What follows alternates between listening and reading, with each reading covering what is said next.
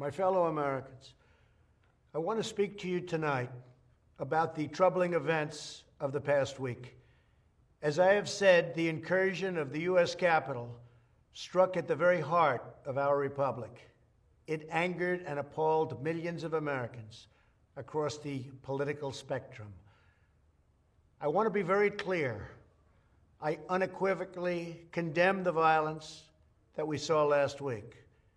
Violence and vandalism have absolutely no place in our country and no place in our movement.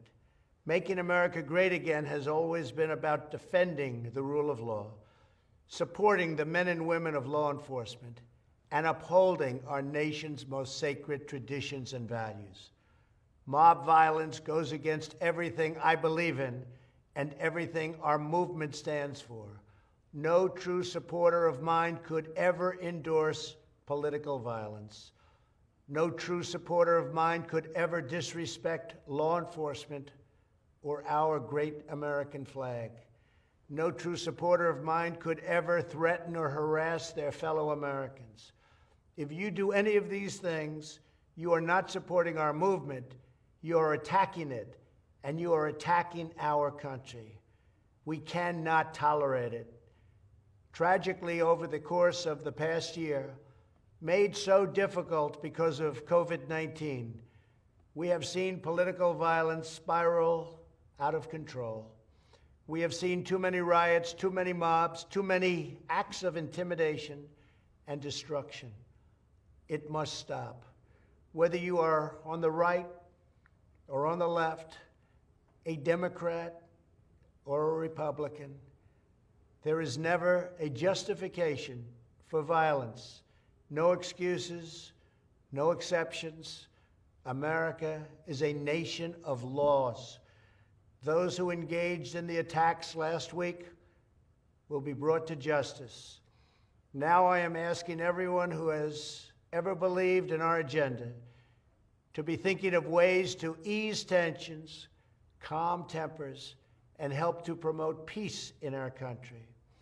There has been reporting that additional demonstrations are being planned in the coming days, both here in Washington and across the country.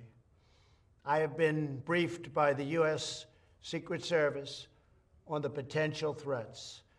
Every American deserves to have their voice heard in a respectful and peaceful way. That is your First Amendment right. But I cannot emphasize that there must be no violence, no law-breaking, and no vandalism of any kind. Everyone must follow our laws and obey the instructions of law enforcement. I have directed federal agencies to use all necessary resources to maintain order. In Washington, D.C., we are bringing in thousands of National Guard members to secure the city and ensure that a transition can occur safely and without incident. Like all of you, I was shocked and deeply saddened by the calamity at the Capitol last week. I want to thank the hundreds of millions of incredible American citizens who have responded to this moment with calm, moderation, and grace. We will get through this challenge just like we always do. I also want to say a few words about the unprecedented assault on free speech we have seen in recent days. These are tense and difficult times. The efforts to censor, cancel, and blacklist our fellow citizens are wrong, and they are dangerous. What is needed now is for us to listen to one another, not to silence one another.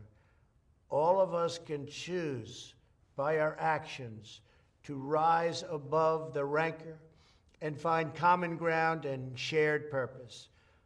We must focus on advancing the interests of the whole nation, delivering the miracle vaccines, defeating the pandemic, rebuilding the economy, protecting our national security, and upholding the rule of law. Today, I am calling on all Americans to overcome the passions of the moment and join together as one American people. let us choose to move forward united for the good of our families, our communities, and our country. Thank you, God bless you, and God bless America.